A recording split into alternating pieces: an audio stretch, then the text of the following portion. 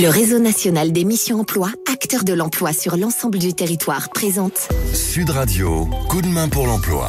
Et ce matin, nous sommes dans le Lot-et-Garonne avec l'agence d'emploi local ARH. Bonjour Rémi Ripet.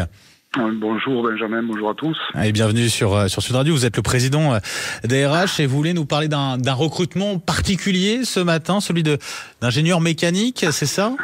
Et oui, très souvent notre secteur un peu considéré provincial et agricole ne pense pas à faire venir à lui tous les gens des process industriels.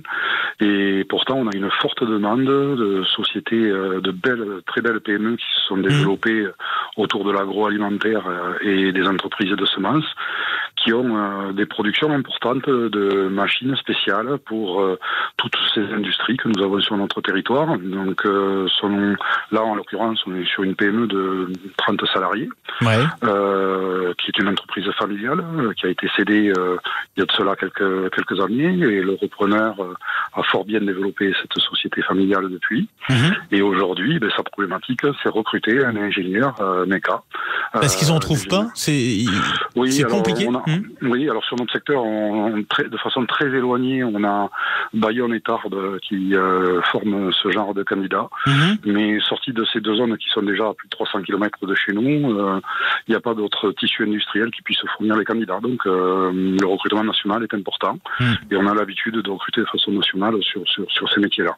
Parce qu'on parle vraiment de machines spécifiques, c'est ça aussi qui fait que c'est peut-être plus difficile en soi de recruter, c'est ça ? Oui, il faut des gens qui ont une expérience, qui ont peut-être travaillé dans de l'industrie de prototypage, parce qu'il faut pouvoir arriver à concevoir avec une expérience autour d'une ligne qui existe déjà chez un client, l'outil futur qui va lui permettre de faire des gains de productivité, des fois de répondre à des contraintes environnementales et de plus en plus, qui va lui permettre aussi de répondre à de la facilité par rapport aux opérateurs qui vont aller, et tout ça aujourd'hui avec des normes et des normes de plus en plus exigeantes. Bien sûr. Voilà, donc l'expérience sur un diplôme d'ingénieur méca est importante pour ce genre de PME, même s'ils ont un énorme savoir-faire. Ceux qui ont le savoir-faire, ils peuvent pas se multiplier. Ils peuvent être là pour encadrer, pour conseiller. Voilà. Donc, idéalement, là, sur les recrutements que nous avons et sur ce CDI que nous avons à proposer, il faut avoir eu au moins une première expérience dans le domaine. Et comment fait ce type de PME justement pour être attractif sur ces profils-là d'ingénieurs mécaniques ? Alors aujourd'hui, avec tout ce qui a bougé au niveau du social dans l'entreprise française, souvent le social est bien mieux que dans les grands groupes, parce qu'ils ont pu très très vite mettre en œuvre tout le social qui va bien. Donc là, par exemple, c'est une PME que l'on connaît très bien. Ils ont une prime d'intéressement, ils ont un 13e mois, ils ont un compte épargne-temps.